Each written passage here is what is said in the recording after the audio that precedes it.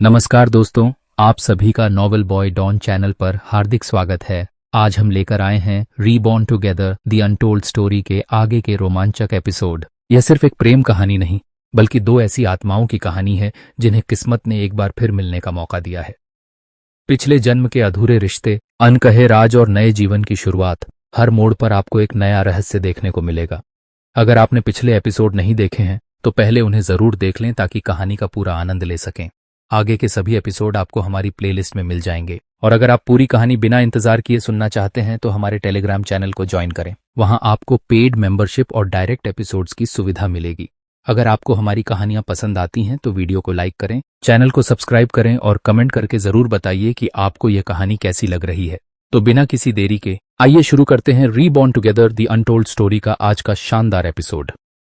अब तक आद्या कनक जी के उठाने पर अपनी जगह पर उठकर बैठ जाती है। तभी उसको अपना आज का सबसे इम्पोर्टेंट काम याद आता है, जिसे याद कर वो घड़ी में टाइम देख जल्दी से बाथरूम में भाग जाती है। आगे कुछ ही देर में आद्या बाथरूम से फ्रेश होकर एक पिंक कलर के बाथरोब में बाहर आती है। आद्या जल्दी से क्लोजेट की ओर बढ़ जाती है। आद्या एक ब्लैक कलर की जीन्स और उसके ऊपर से एक वाइट कलर का क्रॉप टॉप निकालती है और चेंजिंग रूम की ओर बढ़ जाती है। कुछ ही देर में आद्या चेंज करके बाहर आती है और ड्रेसिंग टेबल के पास खड़ी हो हल्का सा टचअप करती है और अपना पर्स उठा कमरे से बाहर निकल जाती है। आद्या के नीचे आते ही आद्या की नज़रें सबसे पहले विजय जी पर पड़ती है, जो हाल में सूट बूट पहने बिल्कुल रेडी हुए बैठे न्यूज़पेपर पढ़ रहे थे। आद्या उनको फुल इग्नोर करते हुए दूसरी तरफ जाती है। बगल में यशवीर जी और यामिनी जी भी बैठे अपनी चाय की चुस्की ले रहे थे। तभी यशवीर जी की नज़रें आद्या पर पड़ती है। आद्या को देख यशवीर जी के चेहरे पर स्माइल आ जाती है। वही आद्या भी यशवीर जी की तरफ देख रही थी। आद्या भी स्माइल करते हुए उनकी ओर बढ़ते हुए कहती है, गुड मॉर्निंग दादू, गुड मॉर्निंग दादी माँ। वे दोनों भी आद्या को गुड मॉर्निंग कहते हैं। वही विजय जी को भी ये महसूस होता है आद्या ने उन्हें इग्नोर कर दिया था, जिसे देख विजय जी थोड़ा सख्त आवाज में कहते हैं, लगता है आप समय के साथ साथ तमीज भूलती जा रही है। क्या हमने आपको अपने पिता को विश करना नहीं सिखाया? वही विजय जी की इतनी कड़क आवाज सुन वहां पर कीर्ति जी और इतिश्री जी भी किचन से बाहर निकल आती है। वही सीढ़ियों से नीचे उतर रहे मनन और तान्या की नजरें भी हाल में जाती है। सभी लोग कभी विजय जी की तरफ देख रहे थे तो कभी आद्या की तरफ, जो विजय जी की तरफ ही अपनी बड़ी आंखों से देख रही थी, जिसे देख विजय जी को और भी गुस्सा आने लगता है। आद्या अपनी आंखें एक पल के लिए भी नहीं झपकाती। तभी विजय जी की बात पर आद्या थोड़ा सार्कास्टिकली कहती हैं, जहां तक मेरा ख्याल है सीखने की उम्र में मेरे पेरेंट्स मेरे साथ थे ही नहीं।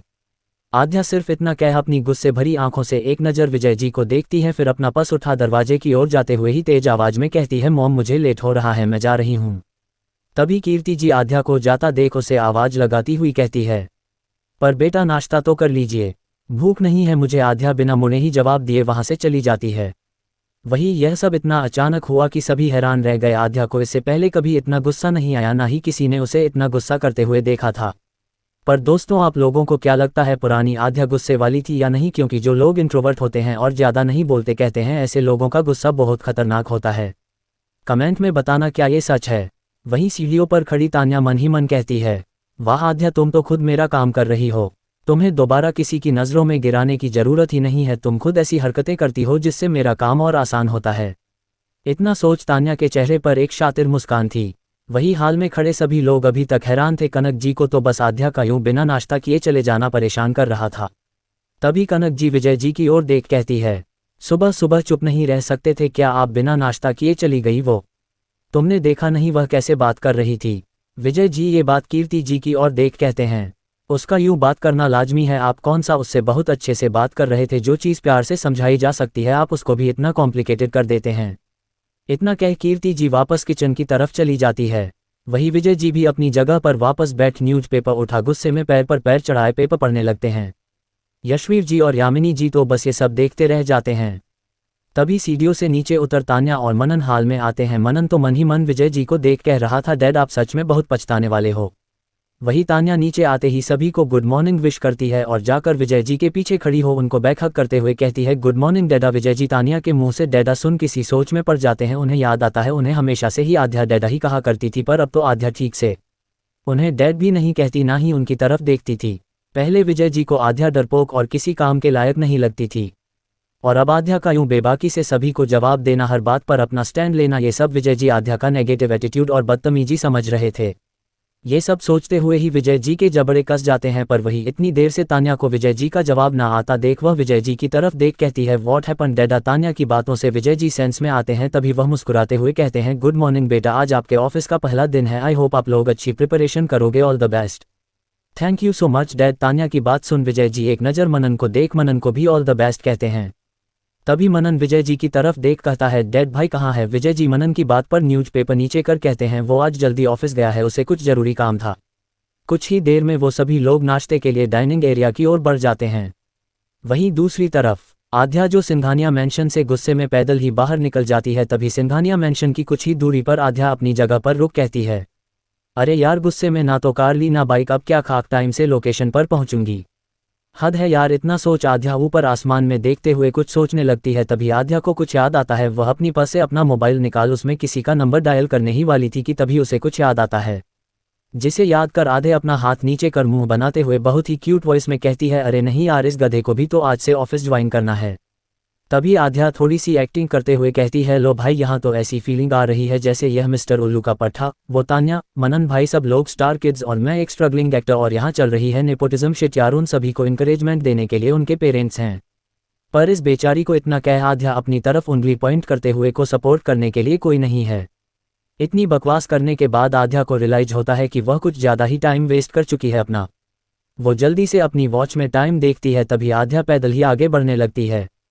पर तभी आध्या को सामने से एक कार आती हुई दिखाई देती है, जिसे देख आध्या मन ही मन कहती है क्या करूं यार, लिफ्ट मांग लूं क्या नहीं यार, पता नहीं लिफ्ट देगा भी या नहीं, बेइज्जती हो जाएगी, और अगर दे भी दिया तो जो लोकेशन मुझे खुद नहीं समझ आ रही मैं इसे क्या समझाऊंगी, कहीं आधे रास्ते में कार से ना निकाल कर फेंक दे। इतना सोच आध्या अपने हाथ को नीचे कर लेती है। जो आध्या लिफ्ट लेने के लिए ऊपर करती है, वही आध्या अपना हाथ नीचे कर सीधा जाने लगती है कि तभी वही कार आध्या के ठीक बगल में आकर रुकती है। आध्या अपने बगल में कार को रुकता देख अपनी नज़रें ऊपर कर कार की विंडो की तरफ देखती है। बैक साइड के विंडो से कुछ भी दिखाई नहीं दे रहा था, वही फ्रंट का विंडो ओपन होता है, जिसमें बैठा शख्स आध्या की तरफ देख कहता है ma'am you want any help. वही आध्या मन ही मन कहती है खुद ही पूछ रहे हैं, कुछ गड़बड़ तो नहीं? नहीं नहीं, इतनी बड़ी और लग्जरियस कार है, मतलब अच्छे घर से ही होंगे, बैठ जाऊं क्या? तभी आध्या उस आदमी की तरफ देख कहती है no thanks I will manage. तभी वह शख्स आध्या को देख मन ही मन कहता है ये मैम को क्या हुआ, ऐसे क्यों बात कर रही है और क्या इन्होंने मुझे पहचाना नहीं? तभी वह शख्स बैक साइड पर बैठे अपने बॉस को देखता है, तभी वह दोबारा आध्या की तरफ देख कहता है ma'am if you want lift so we can give you. Aadhya को कुछ और नहीं सूझता तो वह बात को टालने के लिए कह देती है नो थैंक्स, मेरा फ्रेंड मुझे पिक करने आ रहा है, थैंक यू।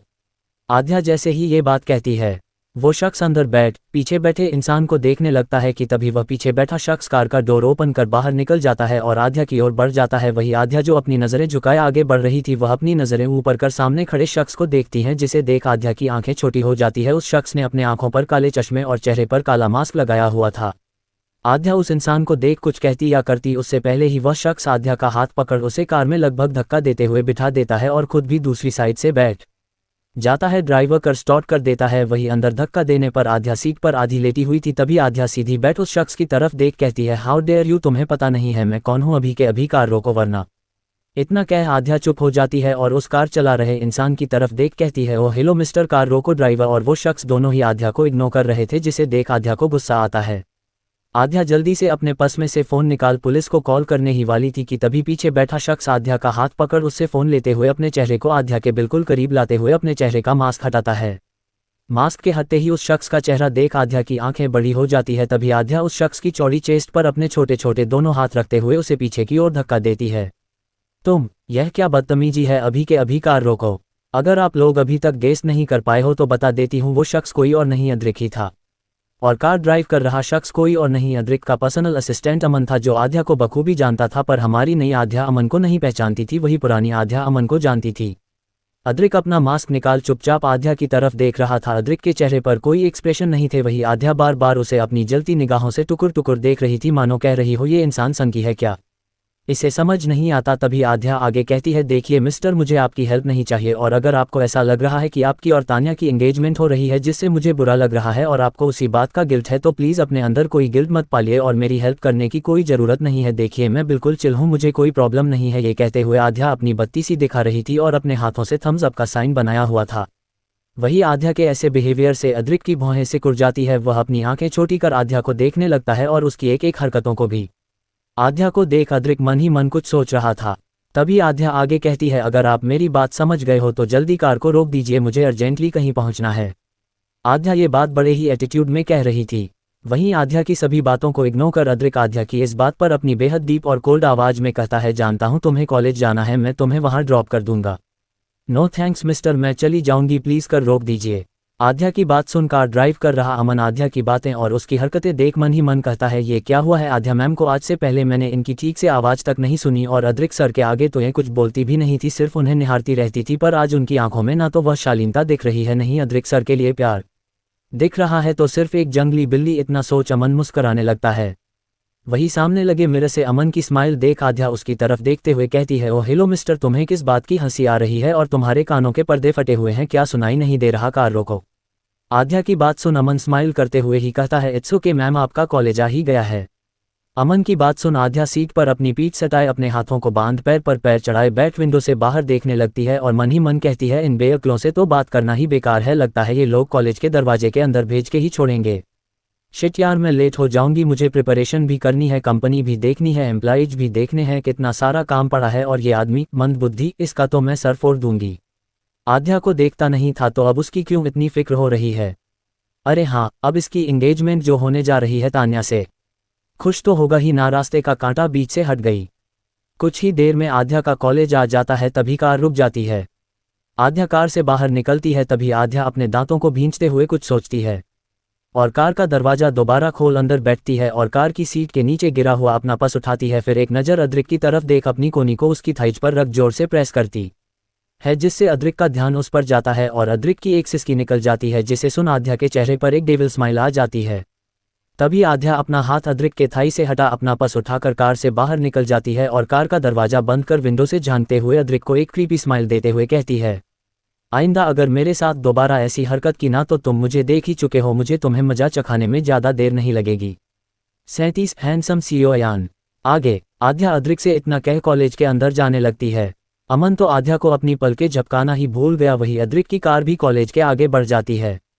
कार में बैठा अद्रिक अभी तक आध्या के बारे में ही सोच रहा था, उसकी यह लास्ट वाली हरकत में तो अद्रिक के मन में और भी सवाल पैदा कर दिए थे। तभी अद्रिक मन ही मन सोचता है और खुद में ही बड़बड़ाता है, why are you doing this angry bird, it's hurting. वही अमन भी एक नज़र अद्रिक को देख कहता है, सर मैं आध्या मैम से काफ़ी दिनों बाद मिल रहा हूँ, बिल्कुल बदल गई है। वही अमन की बात सुन अद्रिक अपने ख्यालों से बाहर आ कहता है, वही तो समझ नहीं आ रहा आखिर क्यों। वहीं दूसरी तरफ कॉलेज के बाहर आध्या जैसे ही देखती है अद्रिक की कार काफ़ी आगे निकल गई, वह वहां से दूसरी ओर चली जाती है। कुछ ही दूर चलने पर आध्या एक टैक्सी में बैठ उन्हें एक लोकेशन बता देती है। वह टैक्सी ड्राइवर आध्या को उसकी बताई हुई लोकेशन पर ले जाने लगता है। टैक्सी में बैठ आध्या एक चैन की सांस लेती है और अपनी घड़ी में टाइम देखती है, जिसमें 10 बजने वाले थे। वहीं दूसरी तरफ राजपूत इंडस्ट्रीज, एक बेहद ही आलीशान 60 मंजिला इमारत, जिसके टॉप फ्लोर पर बड़े ही डिजाइनर अक्षरों में लिखा हुआ था दी राजपूत कॉरपोरेशन।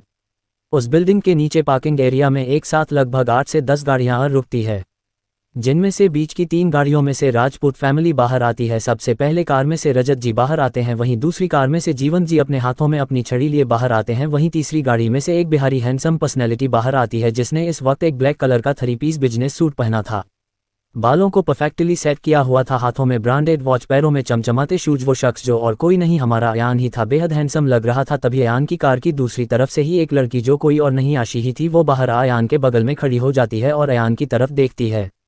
भाई मैं फिर कह रही हूँ, आपको मम्मा से काला टीका लगवा कर आना चाहिए था। बाय गॉड आप इतने हैंडसम लग रहे हो कि आज तो पक्का नाम की सही पर मुझे मेरी 4-5 भाभियाँ तो मिल ही जाएंगी।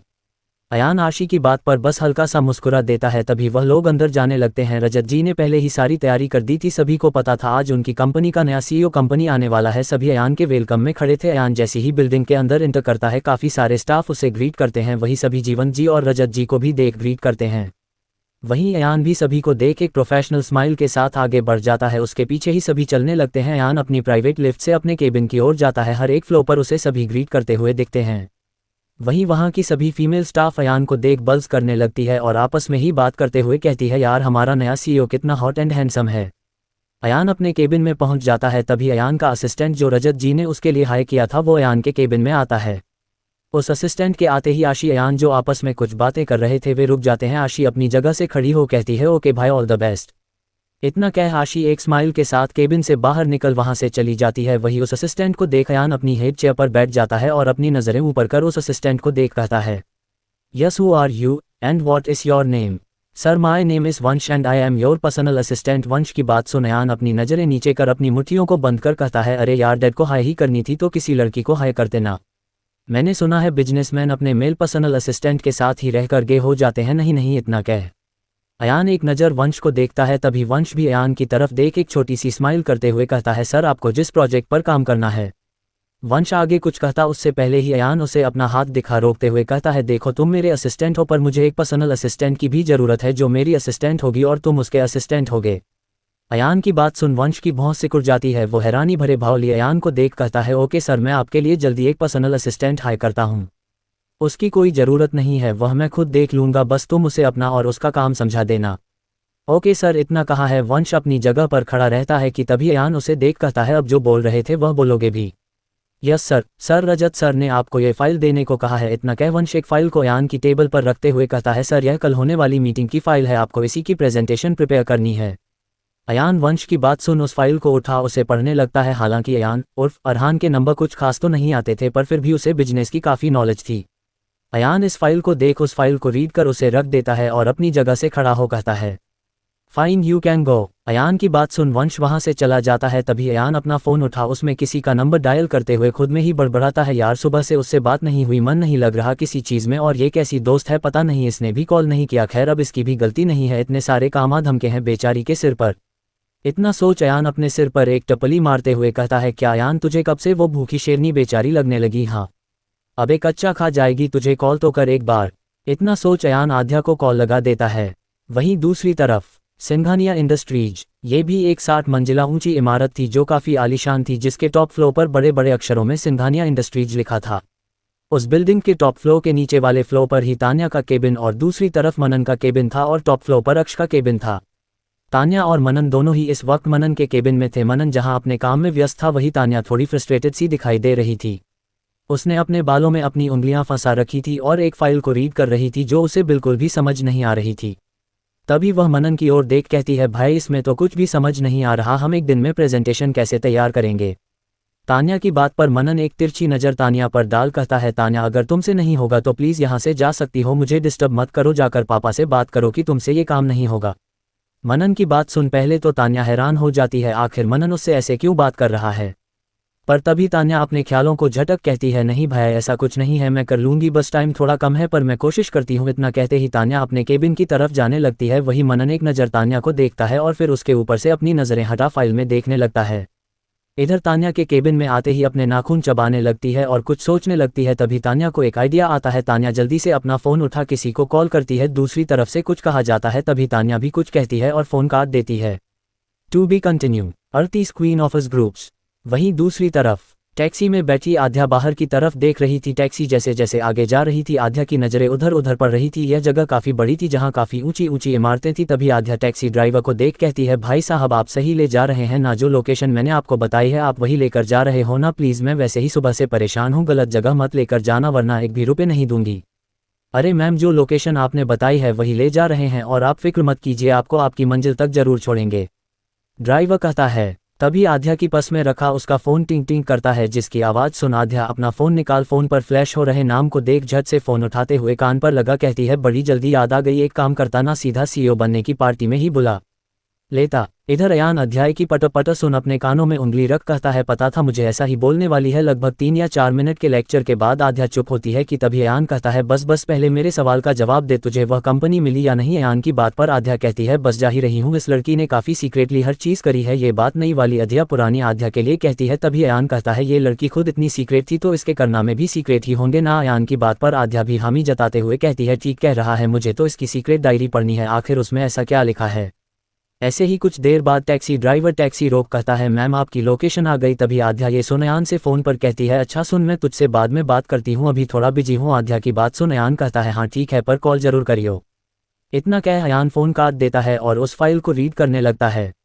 वहीं दूसरी तरफ एक बेहद ही आलीशान और बड़ी सी शीशे की इमारत जो करीब 80 मंजिला की होगी, उस बिल्डिंग के ठीक नीचे आध्या अपनी गर्दन ऊपर किए बिल्डिंग की लंबाई देख रही थी। आध्या का मुंह खुला था। तभी आध्या उस बिल्डिंग के ऊपर टॉप फ्लोर पर बड़े बड़े अक्षरों में लिखा द एस ग्रुप्स देखती है, जो उस शीशे की बिल्डिंग पर किसी संगमरमर के पत्थरों से तराशे हुए हीरे की तरह लग रहे थे। उसे देख आध्या की आंखें बड़ी हो जाती है। तभी आध्या अपनी आंखें और गर्दन नीचे कर बिल्डिंग के अंदर जाने लगती है।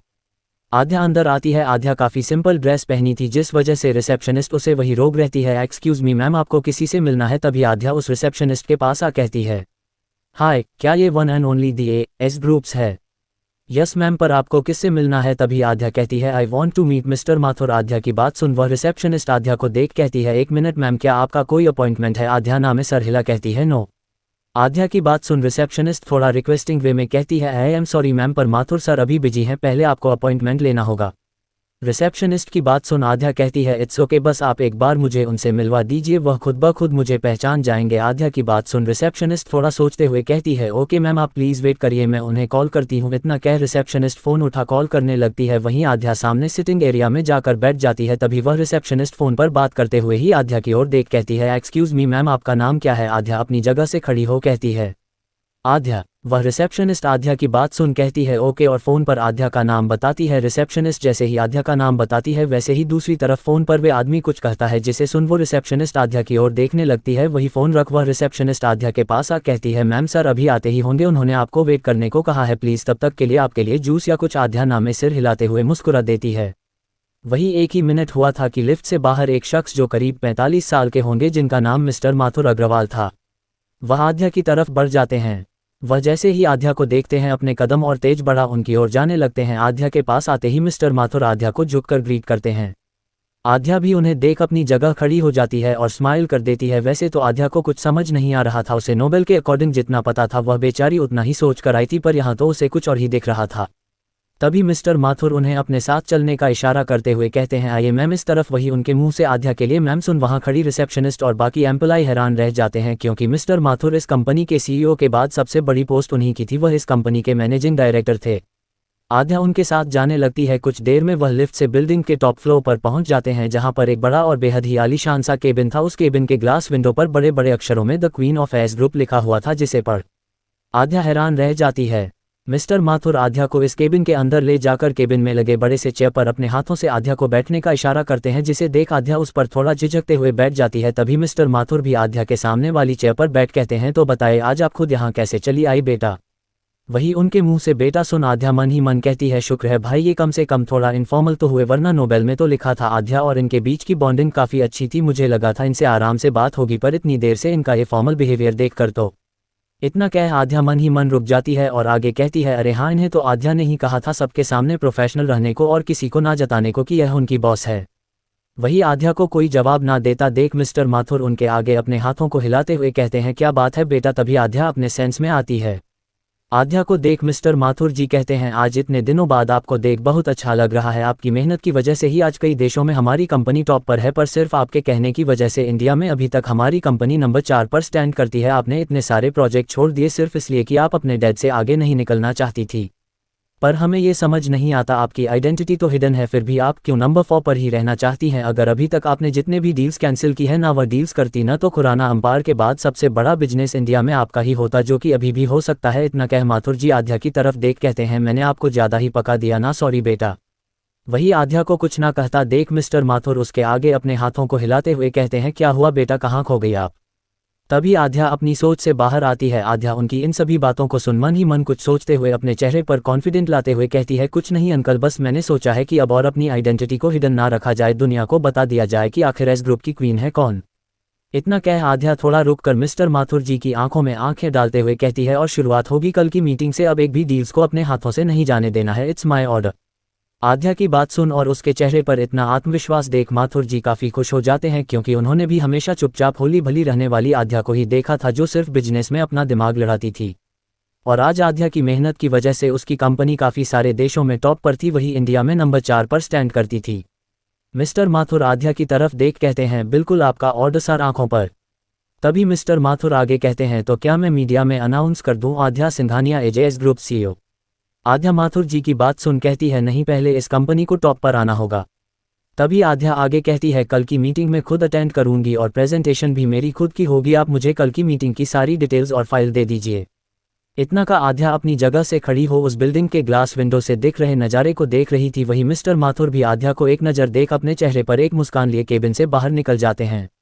वही उनके जाते ही उन्हीं का असिस्टेंट आध्या के केबिन में आ उसे सभी फाइल्स और प्रोजेक्ट डिटेल्स दे देता है। कुछ देर बाद आध्या अपने काम में मग्न थी, तभी उसे किसी का कॉल आता है। फोन पर फ्लैश हो रहे नाम को देख आध्या फट से फोन उठा लेती है और उस फोन को अपने कानों पर लगा कहती है, देख इससे पहले तो कुछ भी बोले उससे पहले मेरी बात सुन यार, हमने जैसा पढ़ा था वैसा तो कुछ भी नहीं है। ये कंपनी कोई छोटी मोटी कंपनी नहीं है, it's an empire build by Aadya Singhania who is the queen of AS groups. Aadhya एक ही सांस में ये सब कुछ बोल जाती है। वही अयान दूसरी तरफ ये सब सुन हैरान होते हुए आध्या को कहता है, क्या सच में? ये तो बहुत ही बड़ी और खुशी की बात है, तो तू इतनी टेंशन क्यों ले रही है? मैं टेंशन नहीं ले रही यार, पर मुझे समझ नहीं आता, ये लड़की इतनी इंटेलिजेंट थी तो इसे उसे अद्रिक में क्या दिखता था? कुछ तो बात होगी ना जो यह इतनी टैलेंटेड होकर भी अद्रिक के पीछे पागल थी। आध्या की इस बात को सुन अयान कुछ सोचते हुए कहता है, वह पागल थी पर तू पागल नहीं है ना, अपने काम पर फोकस कर और ज़्यादा उसके बारे में सोचने की ज़रूरत नहीं है। हाँ यार तो ठीक कह रहा है। इतना कह आध्या अयान को कल के प्रोजेक्ट के लिए ऑल द बेस्ट कहती है। वही अयान भी मुस्कुराते हुए आध्या को ऑल द बेस्ट कहता है। दोनों ही फ़ोन कट कर देते हैं। इधर आध्या भी अपने कामों में लग जाती है, उसे काफ़ी अच्छी और क्लियर प्रेजेंटेशन तैयार करनी थी। वहीं दूसरी तरफ अयान अपने केबिन में बैठा अपने असिस्टेंट वंश को बुलाता है। वंश के आते ही अयान वंश को एक फ़ोन नंबर देता है और साथ ही कहता है, इस नंबर पर कॉल करो और इस लड़की को एक जॉब ऑफर दो, इसे एक अच्छी खासी सैलरी के ऊपर अपॉइंट करो मेरी पर्सनल असिस्टेंट के पोस्ट पर। वंश अयान की सभी बातों को सुन वो नंबर ले वहां से चला जाता है। वहीं दूसरी तरफ खुराना एम्पायर्स एक ऊंची इमारत जो करीब 120 मंजिला जितनी बड़ी और आलीशान थी कि हर कोई एक बार जरूर उस बिल्डिंग को दोबारा मुड़कर देखेगा, इतनी खूबसूरती से बनाया गया था। पर अगर आर्किटेक्ट की बात की जाए तो आध्या की बिल्डिंग खुराना एम्पायर की बिल्डिंग से ज़्यादा अच्छी इंफ्रास्ट्रक्चर में बनी थी। उस बिल्डिंग के टॉप फ्लोर पर बने सीईओ के केबिन में अद्रिक बड़े गौर से ग्लास विंडो के पास खड़े हो सामने का नज़ारा देख रहा था और अपना एक हाथ अपनी पॉकेट में डाले दूसरे हाथ में सिगरेट पकड़े सिगरेट के कश ले रहा था। तभी उसके केबिन का दरवाजा नॉक होता है और अमन अंदर आता है। अमन के अंदर आते ही अद्रिक अपनी नज़रें अमन की ओर करता है। तभी अमन उसकी ओर देख कहता है, ये रही कल होने वाली मीटिंग की फाइल। इतना क्या? अमन अद्रिक की ओर देख कहता है, और सर मुझे पूरा यकीन है इस बार भी ये प्रोजेक्ट हमारी ही कंपनी को मिलने वाला है। आफ्टर ऑल आज तक आपके आने के बाद एक भी प्रोजेक्ट खुराना एम्पायर के बाहर नहीं गया। अद्रिक बस अमन की बातों को सुन रहा था और अपने सिगरेट के कश ले रहा था। उसके मन में तो अभी भी आध्या की बातें और हरकतें चल रही थी। वहीं दूसरी तरफ शाम के 6 बजे थे। सिंघानिया मैंशन सभी लोग घर आ चुके थे, पर वही कनक जी अभी भी परेशान थी क्योंकि आध्या अभी तक घर नहीं आई थी। हाल में सभी बैठे थे, तभी कनक जी सभी की ओर देख कहती हैं, पता नहीं कहाँ होगी मेरी बच्ची, उसने कुछ खाया भी हो गया नहीं। मैंने कॉलेज भी फ़ोन किया, वो कॉलेज में भी नहीं है, ज़रूर उसे आपकी बातों का बुरा लगा होगा। ये बात कीर्ति जी विजय जी की तरफ देख कहती है। तभी विजय जी अपनी आंखों को बड़ी कर कहते हैं, आ जाएगी, छोटी बच्ची नहीं है, वह अडल्ट है, अपने फैसले खुद ले सकती है। वही अक्ष को जैसे ही सुबह की बातें पता चलती है और आध्या अभी तक घर नहीं आई है। ये सभी बातें सुन अक्ष किसी को फ़ोन लगाता है। अक्ष ने आध्या का सीधा लोकेशन ट्रेस करने के लिए काफ़ी सारे लोगों को काम पर लगाया हुआ था। भाई हो तो ऐसा अपनी प्रिंसेस की किसी जासूस की तरह रक्षा करता है। वही आध्या जो इस वक्त टैक्सी में बैठी थी, उसका थोड़ा बहुत कम रह गया था जिसे वह घर पर पूरा करने का सोच घर ले जा रही थी। वहीं दूसरी तरफ अयान भी अपने ऑफिस से घर के लिए निकल चुका था। अयान और आध्या दोनों ही कॉल पर थे। अयान आध्या से कहता है, तो मिस भूखी बिल्ली हो गई सारी प्रिपरेशन? अयान की बात सुन आध्या कहती है, अभी नहीं। आध्या के चेहरे पर थकान साफ देखी जा सकती थी। तभी आध्या को कुछ याद आता है, वह अयान को बाय बोल फ़ोन कट कर देती है। आध्या एक मॉल के आगे टैक्सी रुकवा टैक्सी वाले को वेट करने का कहकर अंदर चली जाती है। कुछ ही देर में आध्या बाहर आती है और वापस टैक्सी में बैठ चली जाती है। आध्या के हाथ में एक शॉपिंग बैग था। कुछ ही देर में आध्या घर पहुंच जाती है। सिंघानिया मैंशन में एंटर करते ही हाल में बैठे सभी लोगों की नज़र आध्या पर पड़ती है। वही उसके हाथों में शॉपिंग बैग देख तान्या थोड़ा सार्कास्टिक वे में कहती है, मोम आप खामखा ही चिंता कर रही थी, ज़्यादा नहीं, आध्या तो बस कॉलेज बंद करके शॉपिंग के लिए ही गई थी। वही तान्या की बात सुन आध्या उसे और उसकी बातों को फुल इग्नोर करते हुए ऊपर जाने लगती है क्योंकि उसे अभी उससे ज़्यादा ज़रूरी काम करने थे, उसे उस प्रेजेंटेशन को पूरा करना था। वो अपने रूम की ओर जाने लगती है कि तभी कीर्ति जी उसे देख कहती है, बेटा प्लीज़ फ्रेश होकर नीचे आ जाए, का डिनर तैयार है। वैसे तो आध्या ने सुबह से कुछ नहीं खाया था, इसलिए उसे भूख लगी थी, जिसकी वजह से आध्या कीर्ति जी की ओर देख कहती है, ओके मॉम। इतना कह आध्या ऊपर चली जाती है। कुछ देर बाद देर रात का वक्त था, सभी डिनर कर अपने अपने रूम में जा चुके थे। तान्या तो घोड़े बेचकर सो रही थी, वही आध्या अपने रूम में अभी भी इस प्रोजेक्ट पर कुछ काम कर रही थी। ऐसे ही कुछ देर और आध्या उस पर काम करती है। जैसे ही उसका काम खत्म हो जाता है वह बेड पर जाकर आराम से सो जाती है। आध्या की आंखों में थकावट थी और आध्या को कल का इंतजार था। 39 आध्या का नया अवतार। अब तक सिंघानिया मैंशन। डिनर के बाद आध्या अपने रूम में चली जाती है और अपने प्रोजेक्ट का अधूरा काम पूरा करने लगती है। वहीं दूसरी तरफ तान्या अपने कमरे में किसी को फ़ोन करती है। दूसरी तरफ से एक आवाज़ आती है। तभी तान्या कहती है, सब तैयार है ना, मुझे कोई गड़बड़ नहीं चाहिए। तभी वह दूसरी तरफ का इंसान कहता है, यस मैम सब अच्छा है, बस आपको प्रेजेंट करने का तरीका आना चाहिए। इतना सुन तान्या ओवर कॉन्फिडेंस में कहती है उसकी फिक्र तुम मत करो। इतना कह तान्या बेड पर अपना फ़ोन पटक खुद भी बेड पर पसर कर सो जाती है। वहीं दूसरी तरफ आध्या भी अपना काम खत्म कर कुछ देर बाद सो जाती है। आगे सुबह का वक्त, सिंघानिया मैंशन, आध्या का कमरा। आध्या अपने बिस्तर में बड़े ही चैन की नींद सो रही थी कि तभी उसके बेड साइड का अलार्म बजना है, जिसकी इरिटेटिंग की आवाज़ से आध्या उठ जाती है। आध्या जल्दी से अलार्म को गुस्से में बंद करती है और अपनी आंखों को मसलने लगती है। 1 मिनट तक बेड पर आध्या यूं ही बैठकर अंगड़ाइयां लेते हुए अपने हाथों को इधर उधर मोड़ रही थी। फिर अचानक ही वह अपने बेड से उठ जाती है और सीधा बाथरूम में चली जाती है।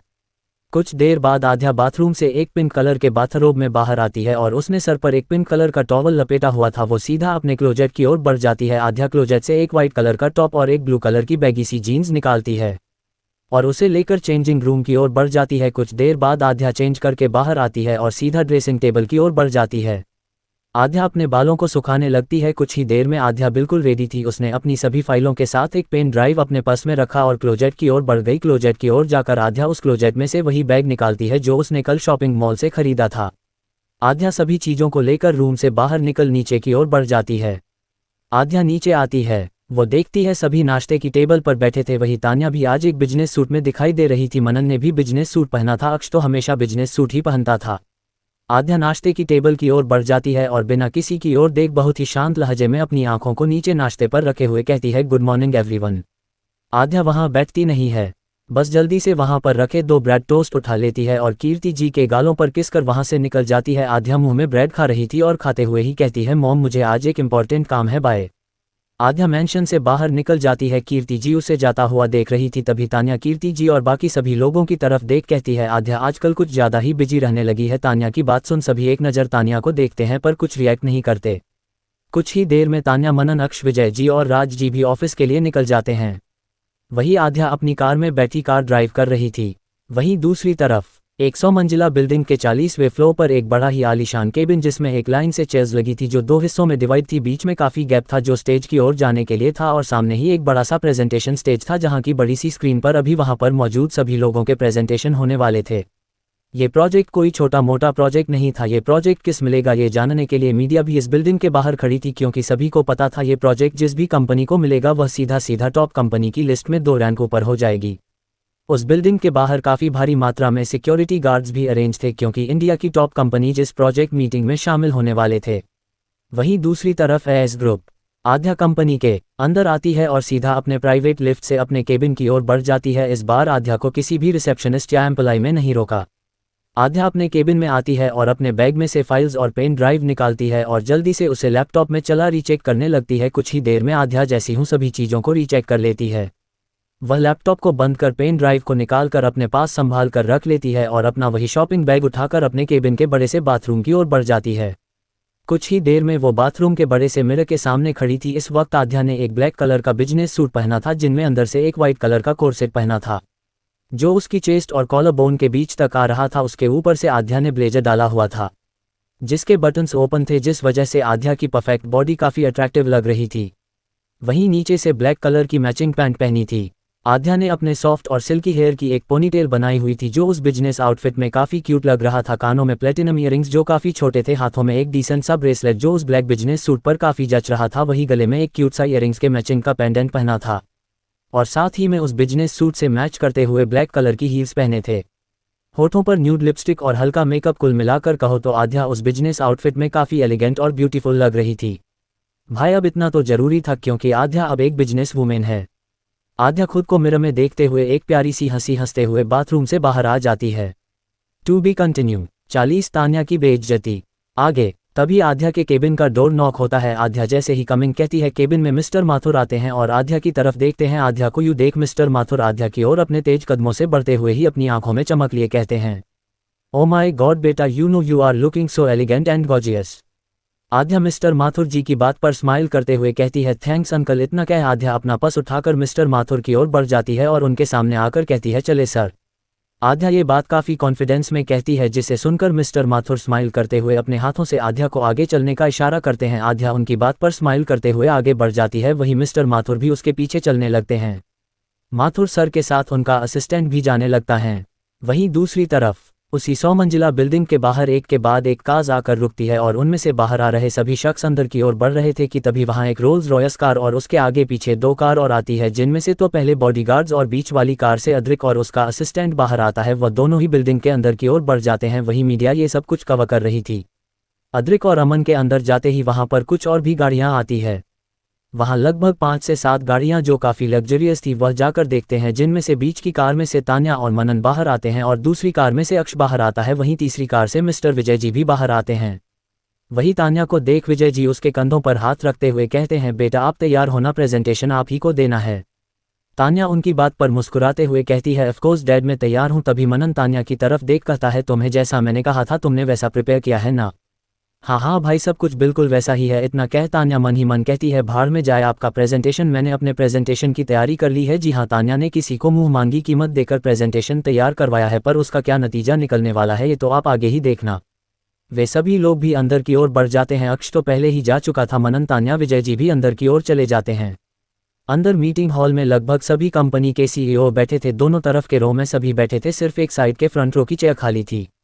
वही बिल्डिंग के नीचे एक लैम्बोर्गिनी आकर रुकती है, जो कोई और नहीं अयान ड्राइव कर रहा था। अयान कार से बाहर निकलता है और उसके साथ उसका असिस्टेंट वंश भी बाहर आता है। अयान उसकी तरफ कार की चाबियां उछालते हुए अपनी पैंट की पॉकेट में अपने दोनों हाथ डालते हुए सीटी बजाते हुए अंदर की ओर जाने लगता है। वही वंश चाबी को कैच कर अयान को देख मन ही मन कहता है, पहला बॉस देखा है जो खुद ड्राइविंग करता है और असिस्टेंट को पीछे बैठाता है। इतना सोच वंश भी मुंह बनाते हुए अयान के पीछे जाने लगता है। वे दोनों भी बिल्डिंग के अंदर बढ़ जाते हैं। वही हाल में अब सभी कंपनी के सीईओ की अनाउंसमेंट शुरू हो चुकी थी। सभी के कंपनी का नाम साथ साथ उनके सीईओ का भी नाम लिया जा रहा था। तभी हाल में अयान भी एंटर करता है। लगभग सभी लोगों की नज़रें अयान की तरफ जाती है। सभी हैरान थे क्योंकि अयान को पहले इन सभी ने किसी बिजनेस मीटिंग्स में नहीं देखा था। आखिर यह कौन सी कंपनी का सीईओ है? अयान चुपचाप जाकर सभी की ओर देख सामने फ्रंट वाले रो में अपने डैड रजत जी के पास बैठ जाता है और उसी के साथ उसका असिस्टेंट वंश भी बैठ जाता है। रजत जी जो पहले ही इस मीटिंग में आ चुके थे, वह अयान को देख काफ़ी खुश थे। अयान जहां बैठा था उसी के बीच में आने जाने का गैप था और दूसरी तरफ की रो में फ्रंट साइड पर ही अद्रिक, उसका असिस्टेंट अमन और उनसे 2-3 चेयर दूर अक्ष, तान्या, मनन और विजय जी बैठे थे। तभी स्टेज पर प्रोजेक्ट ओनर माइक में रहते हैं, आप सभी का मोस्ट वेलकम। आज के इस प्रेजेंटेशन में देखते हैं ये प्रोजेक्ट किस कंपनी को जाता है। धीरे धीरे वे सभी कंपनी और उनके सीईओ का नाम लेते हैं और वह सभी एक एक कर स्टेज पर अपना प्रेजेंटेशन शो करते हैं। सभी को अपना प्रेजेंटेशन दिखाते हुए समझाते हैं। लगभग सभी कंपनी का प्रेजेंटेशन हो चुका था, बचे थे तो सिर्फ टॉप 4 कंपनीज। तभी प्रोजेक्ट ओनर के असिस्टेंट अनाउंस करते हैं, please welcome the Khurana empire CEO Adrik Khurana. Adrik stage की ओर बढ़ जाता है और अपना प्रेजेंटेशन ओपन कर उसे एक्सप्लेन करने लगता है। हमेशा की तरह अद्रिक का प्रेजेंटेशन सभी को काफ़ी अट्रैक्टिव और बेस्ट लगता है। सभी अद्रिक की तारीफ कर रहे थे। वही प्रोजेक्ट ओनर भी अद्रिक की ओर देख मुस्कुरा रहे थे। कुछ ही देर में अद्रिक का प्रेजेंटेशन भी खत्म हो जाता है कि तभी अगला अनाउंसमेंट सिंघानिया इंडस्ट्रीज के सीईओ के लिए होता है, जिसमें इस बार सीईओ की बारी थी, जिसे तान्या प्रेजेंट करने वाली थी। हालांकि सभी जानते थे तान्या सीईओ नहीं है, फिर भी वह अपने प्रोजेक्ट को प्रेजेंट करने वाली थी। तान्या स्टेज पर बड़ी ही कॉन्फिडेंस के साथ जा रही थी। तान्या जैसे ही अपनी पेन ड्राइव ओपन करती है और एक्सप्लेन करना शुरू करती है, सभी की आंखें छोटी हो जाती है। जैसे जैसे तान्या प्रेजेंटेशन को आगे बढ़ा रही थी, वैसे वैसे सभी लोग आपस में फुसफुसाते हुए बातें करने लगते हैं। उन्हें में से कुछ लोग कहते हैं, अरे ये प्रेजेंटेशन तो किसी दूसरे कंपनी के पैटर्न जैसा लग रहा है, लगता है कॉपी किया है, अरे ये तो शायद इसमें चुराया है। कुछ ही देर में हाल में ऐसी ही बातें होने लगती है। वही अक्ष भी ये देख हैरान था क्योंकि उसे पता था कि यह किस कंपनी का पैटर्न है। वही विजय जी भी तान्या को एक नज़र देख अपनी आंखों को बड़ी किए मनन की ओर देख रहे थे। मनन भी अपने शौकंग एक्सप्रेशन के साथ विजय जी की तरफ देख कहता है, डैड ये वो प्रेजेंटेशन नहीं है जो मैंने और इसमें मिलकर प्रिपेयर किया था, मैं सच कह रहा हूँ डैड, आप इसे आने दीजिए, उससे ही पूछ लेना। तभी विजय जी अपना सिर नीचे कर बैठ जाते हैं क्योंकि उनकी बेइज्जती तो हो ही चुकी थी। सभी लोगों के मुंह से यह बातें सुन सिंघानिया इंडस्ट्री भी कॉपी करती है। ओ माय गॉड, ऐसी ऐसी बातें सुन विजय जी सच में अपना सर झुका नीचे बैठ जाते हैं। तान्या तो बेफिक्र होकर अपना प्रेजेंटेशन देकर सभी की ओर एक स्माइल पास कर स्टेज से नीचे उतर जाती है। तान्या को काफ़ी अजीब लग रहा था, किसी ने भी उसकी प्रेजेंटेशन के बाद क्लैपिंग नहीं करी, बल्कि सभी उसे अजीब नज़रों से घूर रहे थे। तान्या चुपचाप जाकर अपनी जगह पर बैठ जाती है कि तभी विजय जी तान्या की ओर अपनी लाल आंखों से देख रहे थे। तान्या ये देख डर जाती है। तभी तान्या मन ही मन कहती है, क्या बात है, कोई गड़बड़ तो नहीं हुई? तभी अक्ष तान्या की तरफ शांत मगर सर्द लहजे में कहता है, तुम्हें पता है ये पैटर्न इस ग्रुप का है, सब जानते हैं इस ग्रुप का एक डिफरेंट पैटर्न है, तुमने उसी को कॉपी किया है। शिमलेस तान्या। ये सब सुन तान्या के पैरों तले तो जमीन ही खिसक जाती है। वह अपनी नज़रें झुकाए अपने पैरों को देखने लगती है। फिर एक नज़र विजय जी की ओर देख कुछ कहने वाली थी कि तभी विजय जी उसे अपना हाथ दिखाते हुए रोकते हुए कहते हैं, घर पर बात करेंगे तान्या। ये बात विजय जी ने काफ़ी डिसअपॉइंटमेंट से कही थी। वही मनन भी तान्या को अपनी जलती निगाहों से देख रहा था। तभी अगला अनाउंसमेंट होता है जो कि राजपूत कॉर्पोरेशन के सीईओ के लिए था। जैसे ही प्रोजेक्ट ओनर का असिस्टेंट अनाउंस करता है, please welcome Rajput corporation new CEO Ayaan Rajput. उस हाल में बैठे सभी लोग अयान की ओर देखने लगते हैं। अयान जैसे ही स्टेज की ओर बढ़ता है, एक नज़र पीछे मुड़ बैक साइड की ओर देखता है जहां पर दो नज़रें उसकी तरफ और यह सारा ड्रामा देख रही थी और उस शख्स के चेहरे पर एक डेविल स्माइल थी। जी हाँ, ये कोई और नहीं हमारी आद्या ही थी। अयान एक नज़र उसकी तरफ देख स्माइल करते हुए मन ही मन कहता है, you are looking gorgeous today भूखी शेरनी। वहीं पीछे बैठी आद्या अपने चेहरे पर स्माइल लिए तान्या की तरफ देख कहती है, मैं जानती थी तुमसे कुछ भी नहीं होने वाला तान्या, तुम ऐसी हरकत जरूर करती। इतना का आद्या मुस्कुराने लगती है। दोस्तों, ये सब भी आद्या का किया धरा है, अब वह कैसे, ये आगे पता चल जाएगा। अयान अपनी प्रेजेंटेशन स्टार्ट करता है। अयान के सभी पॉइंट्स काफ़ी अच्छे थे, सभी अयान की प्रेजेंटेशन सुन काफ़ी इंप्रेस थे। वहीं कुछ कंपनी हो तो पहले ही लग रहा था ये प्रोजेक्ट उनके हाथ से तो गया, क्योंकि उनसे कई ज़्यादा अच्छे प्रेजेंटेशन हुए हैं यहाँ, जिनमें से एक अयान का भी था। प्रोजेक्ट ऑनर भी अयान के प्रेजेंटेशन से काफ़ी इंप्रेस हुए। अयान भी अपने प्रेजेंटेशन के बाद सभी को एक नज़र देख स्टेज से उतरने लगता है। अयान के लिए काफ़ी ज़ोर से तालियां बजने लगती है, जिसे सुन और देख रजत जी काफ़ी खुश थे। इधर विजय जी को तो मन कर रहा था वह कब यहाँ से उठकर चले जाएं। तभी स्टेज पर प्रोजेक्ट ओनर क्या असिस्टेंट के बजाय खुद प्रोजेक्ट ओनर एक अनाउंसमेंट करने आते हैं। तो आज की इस प्रोजेक्ट मीटिंग का लास्ट प्रेजेंटेशन है, जिनके अभी तक हम सभी ने एक झलक भी नहीं देखी है। Please welcome the queen of AS groups Miss Aadhya Singhania. जैसे ही प्रोजेक्ट ओनर ये अनाउंसमेंट करते हैं, हाल में बैठे एक एक इंसान का मुंह खुला रह जाता है, क्योंकि सभी जानते हैं एएस ग्रुप की जो सीईओ है वह कभी किसी मीटिंग में खुद प्रेजेंटेशन नहीं देती थी, हमेशा ही मिस्टर माथुर जी ही उस कंपनी का प्रेजेंटेशन प्रेजेंट किया करते थे। पर आज सभी यह नाम सुन और आद्या सिंघानिया सीईओ सुन हक्का बक्का ही रह जाते हैं। वही सभी लोगों से ज़्यादा शॉकन रिएक्शन तो विजय जी, अक्ष, मनन और उन सब से भी घटिया रिएक्शन तो तान्या का था। तभी तान्या मन ही मन कहती है, अरे नहीं कोई और होगी। तभी सब लोग पीछे की तरफ अपनी मुंडी घुमा देखने लगते हैं कि तभी आद्या बिल्कुल बैक साइड की सीट पर से खड़ी हो जाती है और बड़े ही स्टाइल में आगे बढ़ती हुई स्टेज की तरफ जा रही थी, जिसे देख वहाँ हाल में सभी इंसान काफ़ी शॉक थे, क्योंकि आद्या काफ़ी यंग थी। किसी को यकीन ही नहीं हो रहा था इतनी यंग लड़की एस ग्रुप की सीईओ है। इनफैक्ट वहाँ किसी को ये तक नहीं पता था कि यह सिंघानिया ग्रुप के चेयरमैन विजय जी की बेटी है, क्योंकि आद्या काफ़ी प्राइवेट पसंद थी। To be continue. दोस्तों, आज के इस एपिसोड में बस इतना ही। अगर आपको यह कहानी पसंद आई हो तो वीडियो को लाइक करें और कमेंट करके ज़रूर बताइए कि आपको आज का एपिसोड कैसा लगा। अगर आप ऐसी ही शानदार कहानियां आगे भी सुनना चाहते हैं तो सब्सक्राइब ज़रूर करें और बेल आइकन दबाना न भूलें, ताकि कोई भी नया एपिसोड आपसे मिस ना हो। और अगर आप अगले एपिसोड सबसे पहले सुनना चाहते हैं तो हमारे टेलीग्राम चैनल को ज्वाइन करें। वहां पेड मेंबरशिप के माध्यम से आपको नए एपिसोड सबसे पहले उपलब्ध कराए जाते हैं। तो मिलते हैं अगले रोमांचक एपिसोड में। तब तक के लिए धन्यवाद। अपना ख्याल रखिए।